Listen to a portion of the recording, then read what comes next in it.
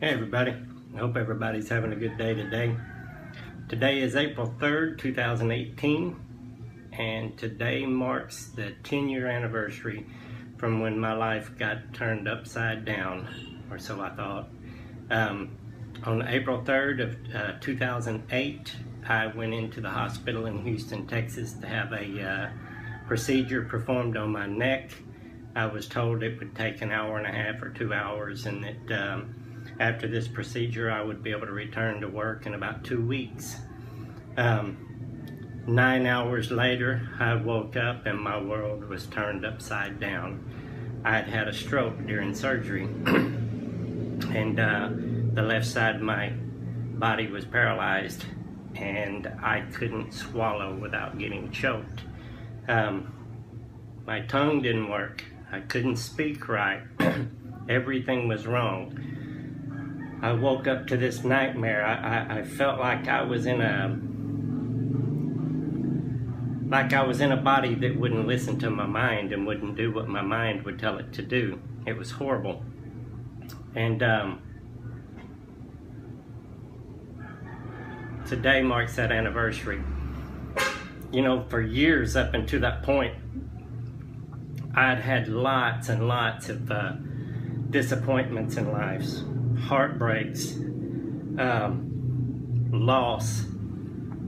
I had, since a very early age in my life, I felt this emptiness, this loneliness inside me, and I always chased the wrong things or tried to fill that loneliness with the wrong things. I was just looking for something to give me some peace, you know. And I remember times during my life that I would call out to God and I would pray to God and I never got an answer. You know, I felt like He wasn't there. And I remember on April 3rd of 2008 calling out to God, asking Him for help, you know, and I remember the following years after that doing the same thing, and then I remember getting angry. You know, I was trying to hold on to things in my life, and I see now that God was trying to shake me free from those things. You know, I turned back to drugs after I had the stroke. I'd struggled with drugs and alcohol abuse my whole life, in and out of rehabs. And after I had the stroke, that gave me an excuse, you know, to turn back to it. And I dove into it head first, you know, and I had legal access to all the drugs I wanted. And you know, I did. I was trying to, I just didn't want to feel anything. You know, I didn't want to feel any emotion or anything. Whenever I was young, probably 4 or 5 years old, I'd gotten choked on a cough drop and nearly died. And I'd had a phobia about choking my whole life, still do. And whenever I woke up from that stroke and I couldn't even swallow my own spit without getting choked, you can imagine my nightmare. You know, that was horrible. And so I didn't want to feel anything, any kind of fear, any kind of emotion. I just wanted to be numb. And so I did that with drugs, you know, the morphine patches, Demerol, Vicodin, Valium, Xanax, you know. And there was a lot of people in my life that were very patient with me.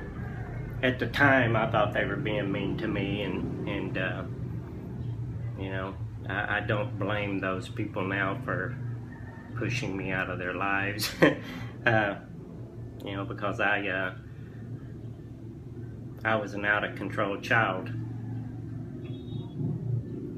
But anyway, 10 years ago today, I had that stroke, and you know, after several suicide attempts, after being in and out of several mental institutions because of those suicide attempts, I'm here today. On June 14th of 2012,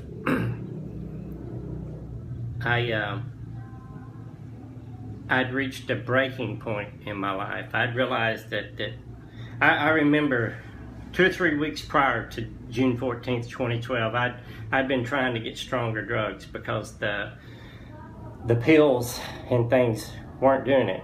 I couldn't take enough pills. I couldn't smoke enough weed to take my pain away, the physical and the emotional pain. It had no effect on me. And so I began looking for stronger drugs, and with the old contacts that I had, I shouldn't have had any problem finding drugs. But everywhere I turned, I'd hear the same thing, that I don't know why I can't get that. I normally have no problem getting that, but for some reason I can't get it now. And I remember by this point in my life, I was having doubts whether or not God was really real or not, if there really was a God, But I remember thinking to myself, well, I'd also remembered I'd called out to him time and time again, and I never heard from him, But by this time, after going to about the 10th or 11th person and hearing the same story about, I can't get that for you, I started to realize something, I felt like there's something weird going on here. And it's not normal. It's like there is an outside source affecting things, keeping me from getting these drugs. And then I remember I got mad and I was thinking, this is God doing this to me. I remember even calling my mom and telling my mom, God's not letting me get any drugs, and my mom probably thought I was going crazy, which I guess I was in a way. But during this time of not being able to get those stronger drugs and the other drugs not having any effect on me, it gave me time to contemplate my life and to look back at my life. And I started seeing the pattern in my life that I'd been living over and over and over again. And it would always come out the same result. But I would always try it again, thinking this time I'll get a different result. I remember there was times I would even go to, before I would go to a rehab, I would insist that it would be a rehab that would let me smoke cigarettes. I had to have my drug, I had to have things my way, all the time. It had to be my way. Well, I remember God was giving me this time, this 2 or 3 weeks to review my life and to see that every time I tried to do things my way, I wound up in a mental institution or wound up overdosing, or something. And so then I realized nothing that I do is going to help. And I have no idea what I can do to take care of this situation, to make this situation better. I reached that point where I was like, I'm stuck. There's nothing, I'm worthless. I may as well just die. And I started counting.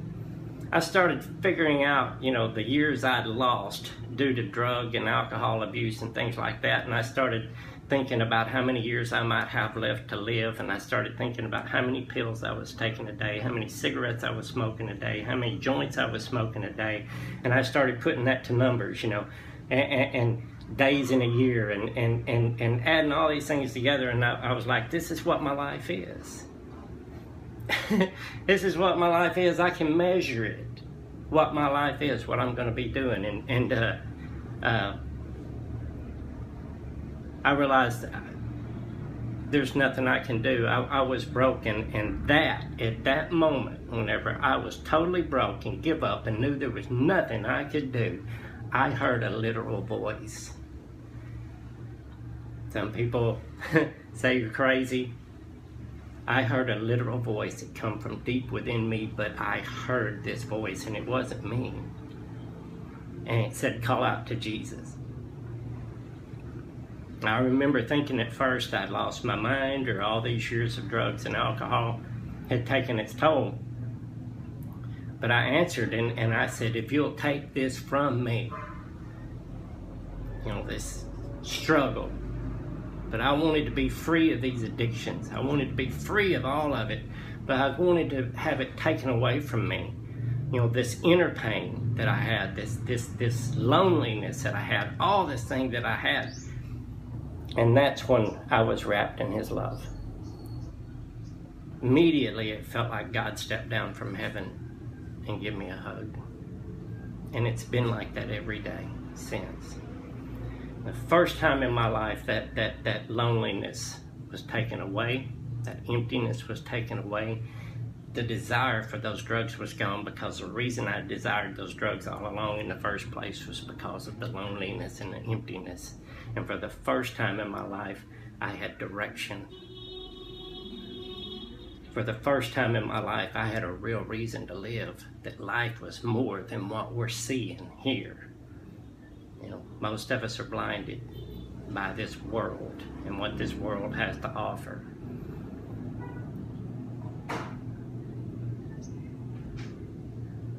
For the first time in my life, I had direction, and I had the strength inside me that didn't come from me, but it was within me. And I believe it was within me all along. But I had to go through this refiner's fire. And God turned that heat up on me on April 3rd, 2008. And on June 14th, 2012, he took me up out of that purification fire to see if I was ready. And I was. Because I give up on myself and had nothing else to do. I said, what do you want with me? And that's when I heard his voice.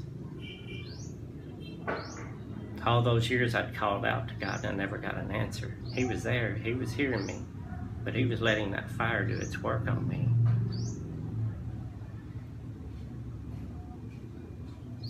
God didn't take away all the physical problems from me. I hear atheists tell me that all the time, say your God's powerless. I didn't ask God to take that away from me. I asked God to take away my addictions and that loneliness. And if he would just do that, I would find a way to overcome the physical problems. Half my tongue's still totally paralyzed. Half my vocal cords are still paralyzed. I still have problems lifting anything from my shoulders up. I still get spasms in my arm and in my leg that sometimes they just take over and control themselves. But I still get choked on food. I have to have very soft food or blend my food so I don't get choked. And I get aspiration pneumonia a lot. I have to be very careful. But God give me this new spirit, this new heart. It says, just because I have these things in my life doesn't mean I can't overcome, doesn't mean I can't be effective or of some value in this world. See, I didn't think I had value anymore. So I like to use my life to show others out there who's had brain injuries, spinal cord injuries, or drug addicts, whatever, what kind of problem, you know, that you got to reach that point in your life where you got to stop trying to do it on your own. And that's when God will start doing his work inside you. Look at me today. You know, I'm in the Philippines. I've got a ministry here, independent, not connected with anybody, feeding children, clothing children. You know, it's amazing, this life, what God has given me, and I've learned I have to wait. I have to be patient. I have to wait for him to show me things. But there is a way. It's like there's a code in here that if I'll wait, he'll show me where to go. He'll show me what to do. Now, there's been times where I've went ahead of him and I've messed up. You know, I got impatient. But I've noticed that if I'll just wait on everything on God, he will show me that perfect timing to go and do everything. It's amazing. I have an amazing, wonderful life now. I have had some amazing people in my life that never give up on me. My mother is one of them. My children are another.